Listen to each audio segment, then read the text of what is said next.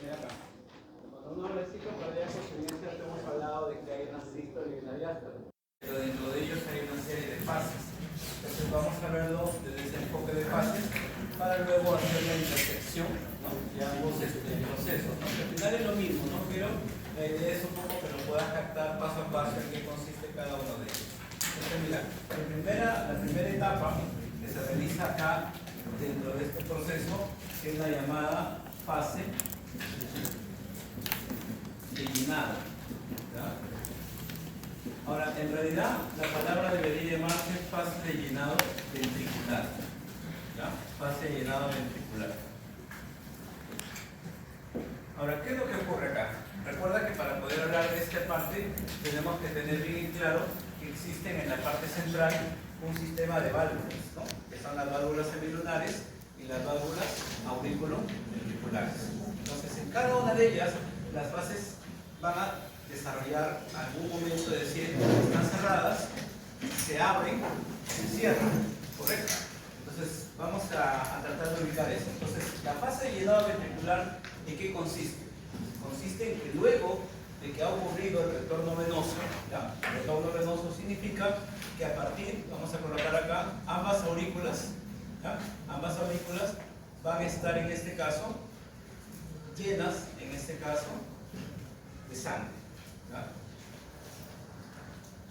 Todo esto de acá, tanto la aurícula derecha como la aurícula izquierda van a estar llenas de sangre. Entonces aquí, en esta fase de llenado, vamos a encontrar dos etapas.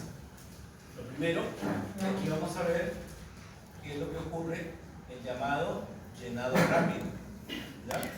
Y en el llenado rápido se dice que la sangre pasa de aurículas a ventrículos aproximadamente en un 80%. Ese es el volumen que va a pasar. Pero ¿cómo ocurre este llenado?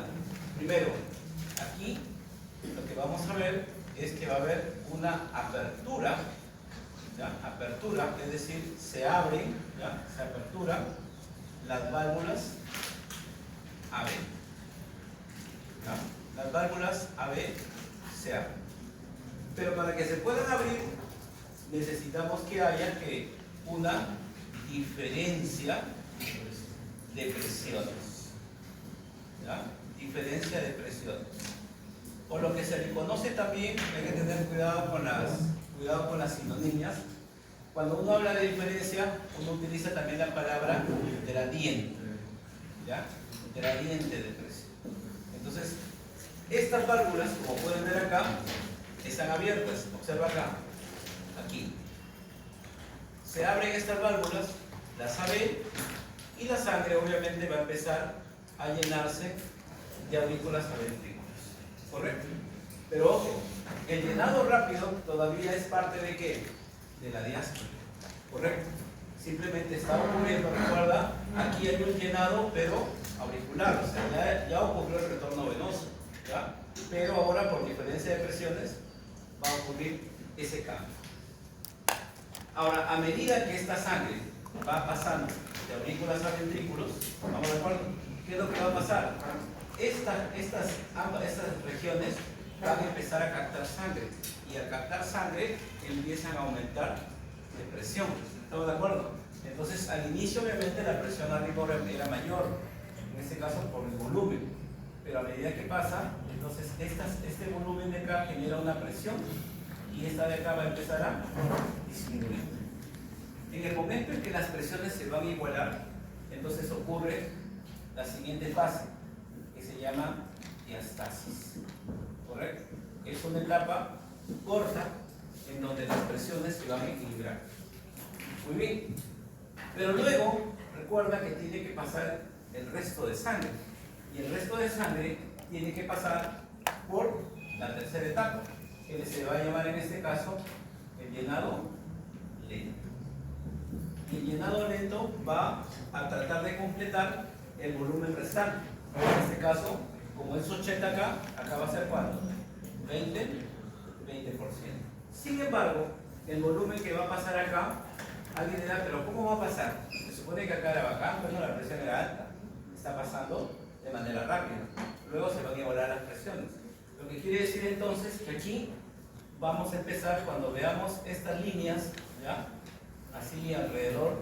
Recuerda que el corazón normalmente es un músculo, ¿estamos de acuerdo? Lo que está pasando en esta etapa es que ahora el corazón se empieza a contraer y es en esa fase de llenado lento que va a ocurrir la llamada sístole, ¿estamos de acuerdo? Sístole auricular. Entonces la sístole auricular, entendámoslo como la contracción de las aurículas, ¿correcto? Contracción de las aurículas. Entonces, para resumir, tenemos que colocar entonces cómo se encuentran las válvulas. Entonces aquí, en esta fase, porque a veces nos preguntan, ¿no? En cada detalle colocas acá siempre esto, ¿no?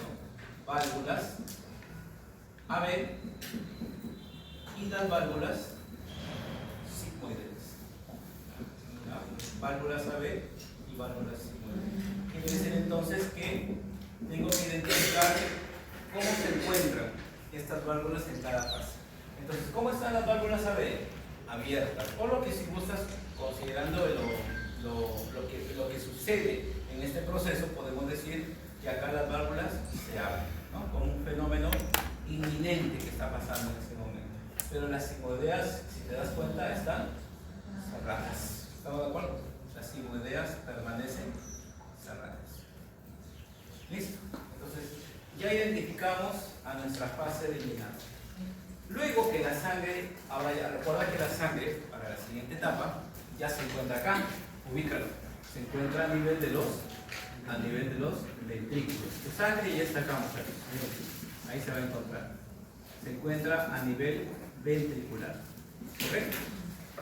Aquí tenemos que aprender algunos términos. Antes de explicarte las fases y todo esto de acá, tenemos que aprender los llamados volúmenes, ¿ya? Es decir, ¿qué volúmenes tengo que aprender en esta parte?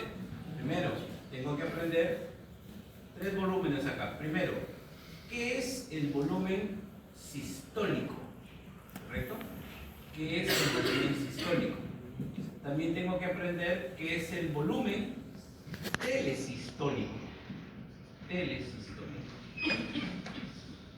Y por supuesto, tengo que aprender cuál es el volumen telediastólico.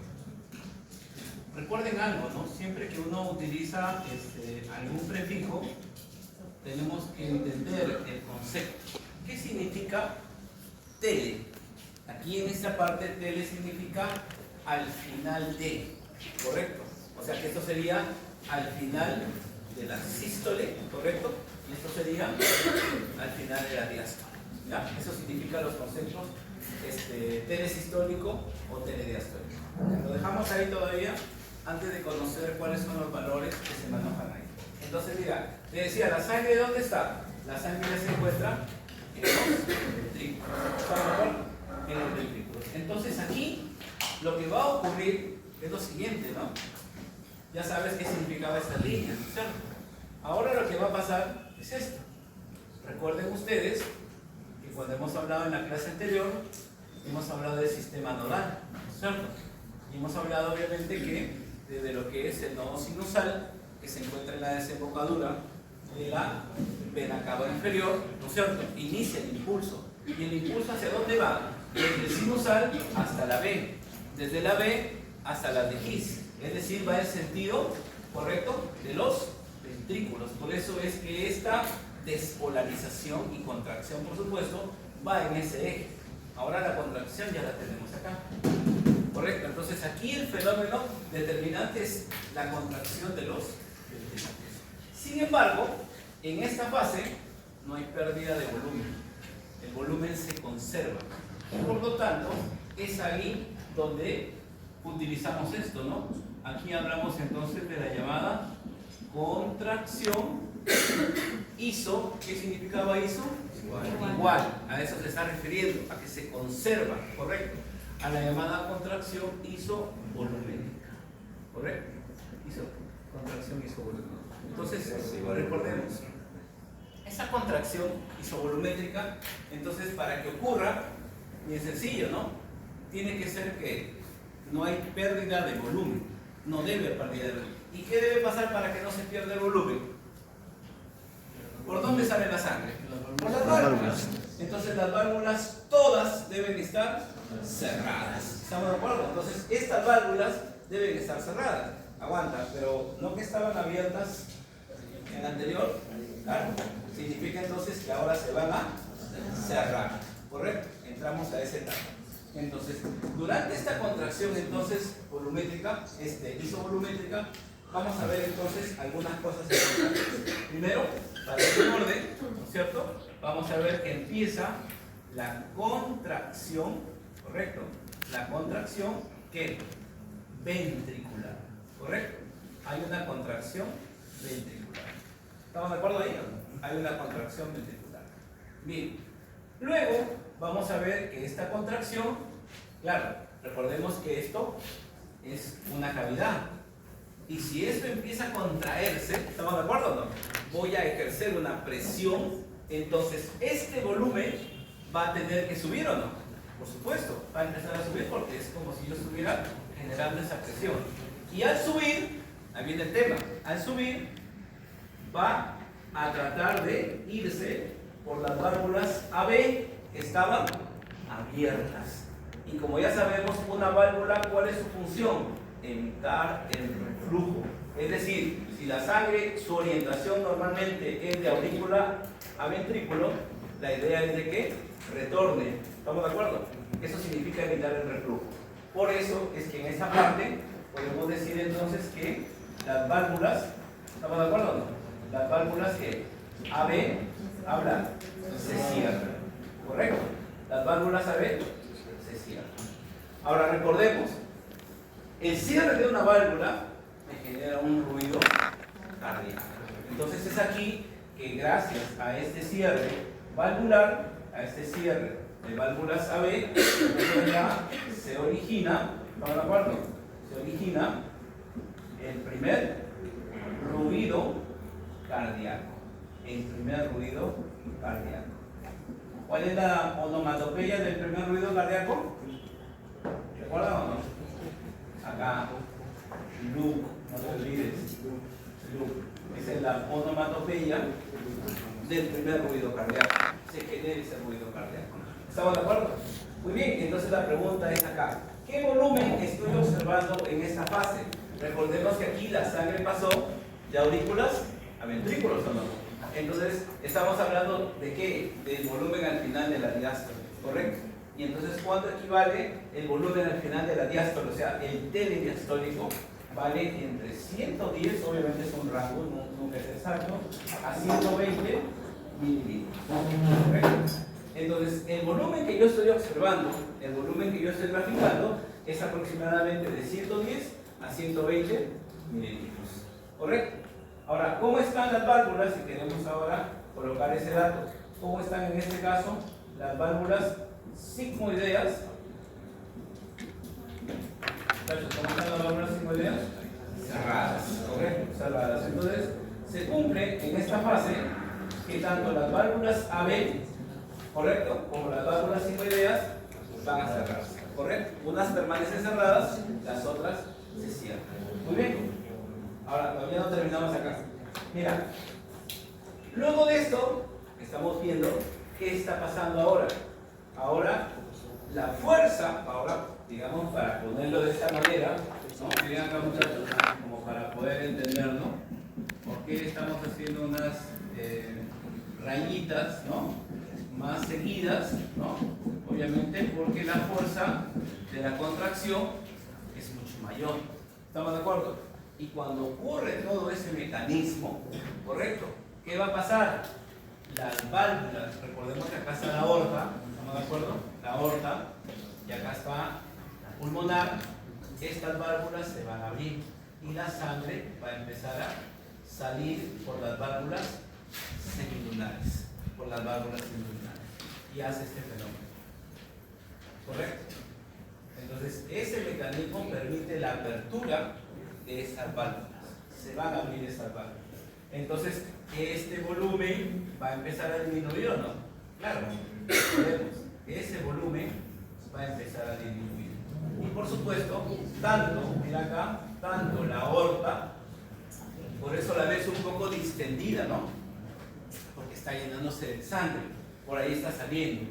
Y la pulmonar, mira acá, la pulmonar, las dos empiezan a llenarse de sangre. Obviamente la salida a esta fase, recuerda que a este fenómeno de salida de un líquido, correcto, de una cavidad, a eso se le llama eyección, correcto, a eso se le conoce como eyección. Ahora, durante la eyección, correcto, sale un volumen. Ese volumen que sale en cada contracción del corazón se le conoce como volumen sistólico. Y ese volumen sistólico, bueno, ya por estándar, eso se ha determinado que equivale a ¿cuánto? 70. Correcto. Ese es el volumen sistólico. El volumen que sale en cada contracción. Correcto. En cada contracción. ¿Ya? Ahora, ojo, si nosotros quisiéramos ver de alguna manera lo siguiente, o sea, le ponemos un paralelo a lo que representa el electrocardiograma, diríamos lo siguiente, no miren acá muchachos, ¿no? Lo plantearíamos de esta manera.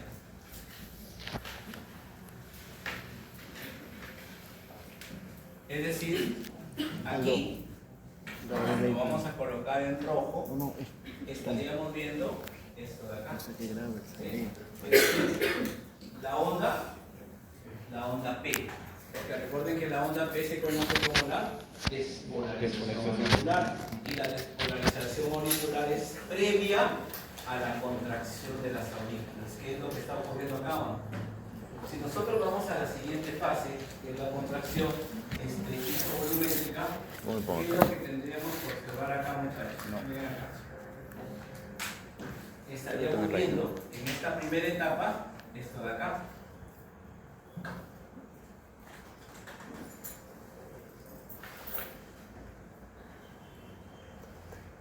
Recuerden que acá estamos hablando del QR, ¿correcto? Del QR, que es el que se desencadena ahí. ¿Estamos de acuerdo? Pero acá recuerden que siempre, cuando uno ve la gráfica, en la onda P, recordemos que hablan siempre de primero va a la derecha, que es la ascendente, y luego va a la izquierda, que es la descendente. ¿Correcto? Ahí están graficadas las dos aurículas. Lo mismo pasa acá. Pero aquí, la muesca ascendente, estamos hablando del ventrículo derecho, ¿correcto? Pero ¿quién de los dos tiene la mayor presión? El izquierdo. Por eso es que acá, en esta gráfica, si queríamos ver el electrocardiograma,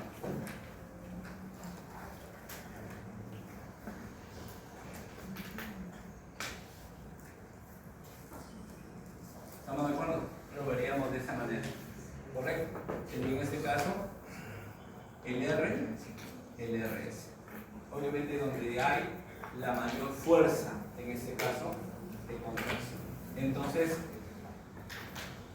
recapitulando, en este caso de la inyección, aquí tendríamos que colocar contracción ventricular, es cierto, pero tendríamos que colocar un paréntesis. ¿Cómo así? Para que podamos decir que en esta fase, si bien es cierto, hay una contracción ventricular, pero P, muchachos, ¿qué es P? Presión.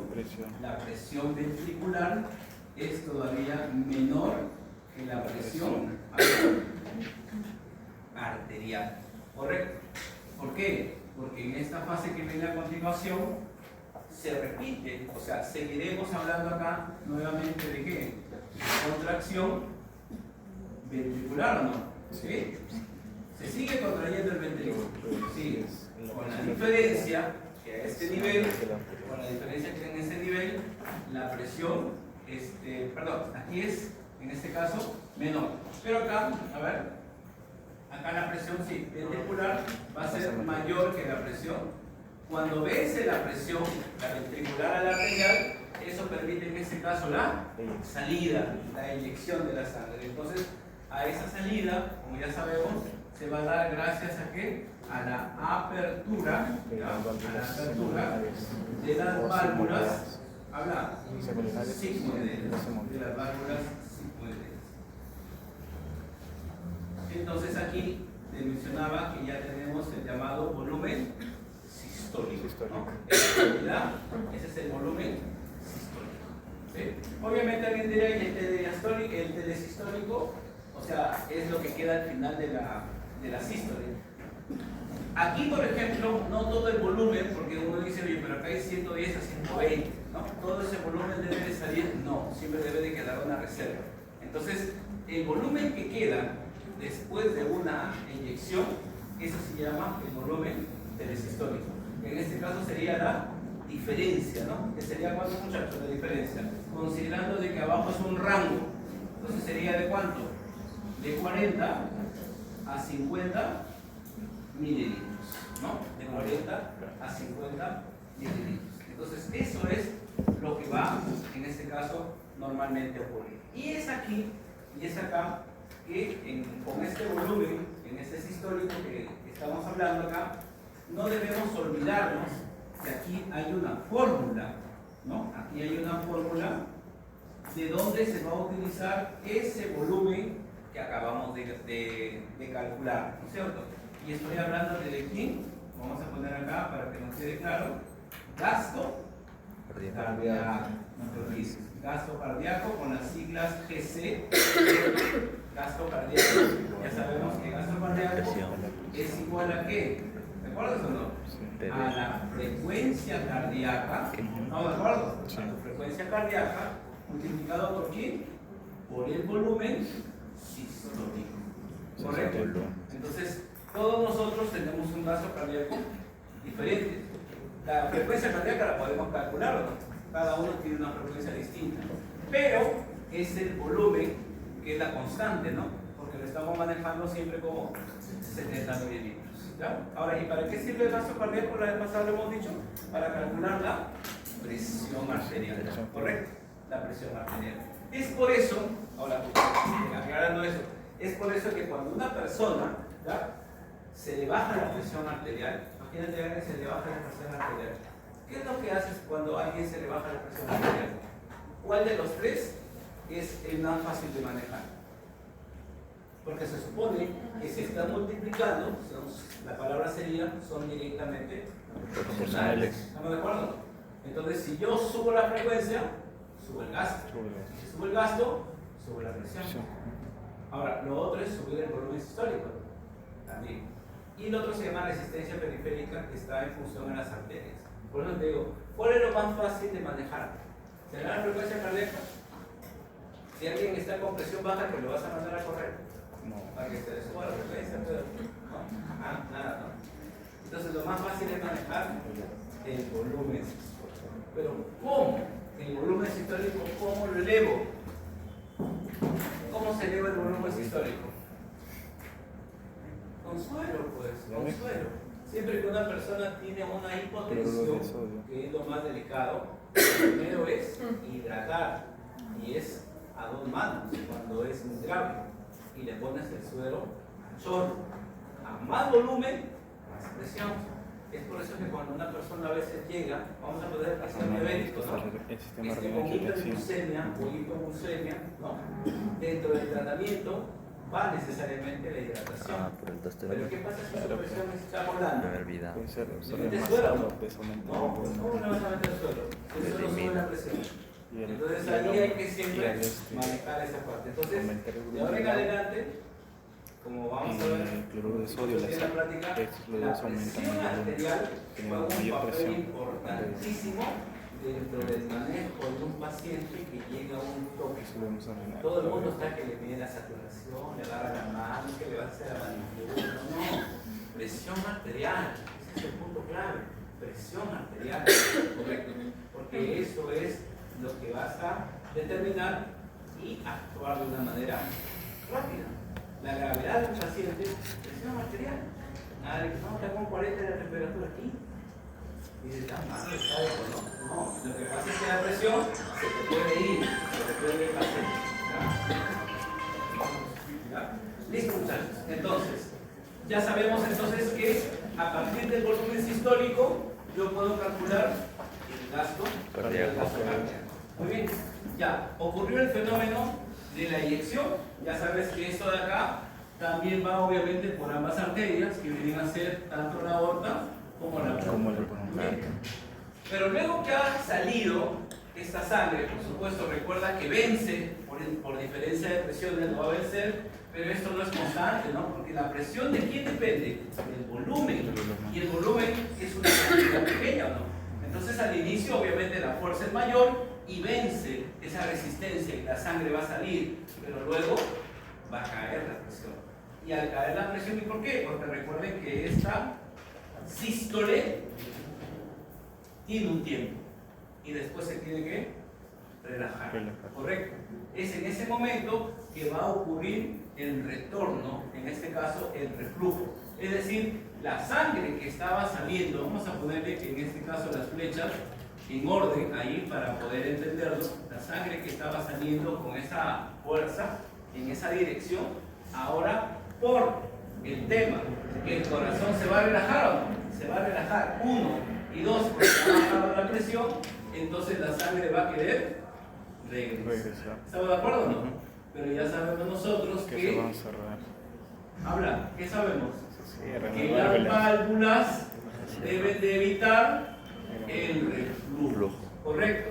Entonces estas válvulas que estaban abiertas, ¿correcto o no? Se tienen que cerrar. Entonces aquí nuevamente entramos a este cierre, considerando que las válvulas AB estaban en esta fase, vamos a poner acá, en esta fase, válvulas AB, en este caso están cerradas, correcto, cerradas. Entonces si permanecen cerradas las AB y las aurículas semilunares se van a cerrar, nuevamente entramos a una fase isovolumétrica, ¿no es cierto? Es decir, la llamada relajación, ¿está bien o no? Relajación isovolumétrica. Ahí está. Entonces, primero vamos a ver que hay un cierre valvular. Muy bien. Válvulas, pero válvulas semilunares. Pero lo otro, ¿cuál es? Mira, aquí ya estamos graficando a ¿quién es? Habla. ¿Quién es? Claro, las venas cavas, ¿no? La vena cava superior, la vena cava inferior. ¿Y la flecha que me está indicando? El retorno. Ojo, también tenemos acá a las venas pulmonares. Obviamente son las venas pulmonares. Son 4 venas, ¿no? 2 de la izquierda, 2 de la derecha. Y también estas van a empezar a retornar sangre, ¿correcto? Entonces, las aurículas se van a empezar a llenar. Y al llenarse, por supuesto, entraríamos nuevamente a la fase de llenado. ¿Correcto? Entonces acá, como ya sabemos, sigue habiendo una pequeña cantidad de sangre. Ya sabes que no toda la sangre sale. ¿Cómo se llama este volumen de acá? Telesistólico, ¿no? Al final de la sístole. ¿Ya? Entonces acá vamos a ver que aquí qué es lo que hay. Entonces, aquí, debido, ¿correcto? Debido, ¿no? Al reflujo, ¿ya? Al reflujo de sangre arterial, ¿correcto? De sangre arterial hacia los ventrículos, ¿ya? Hacia los ventrículos,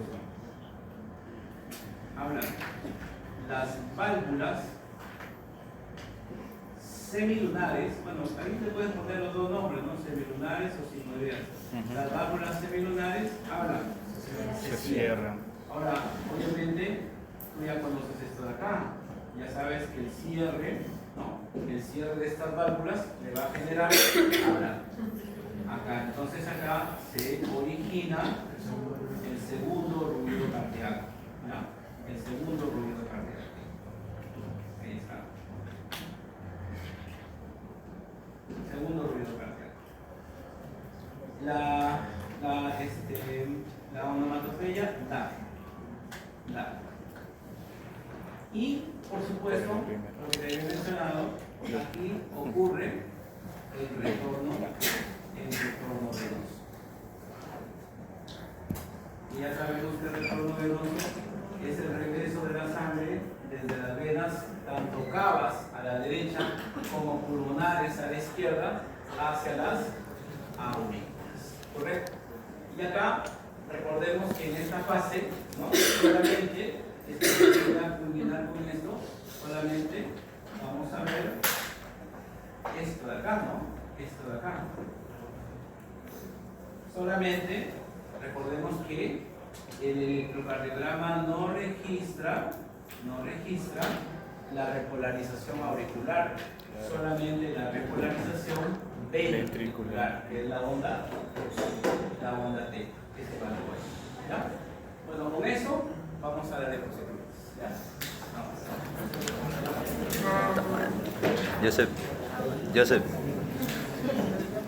Joseph, tómalo por ahí, suelo.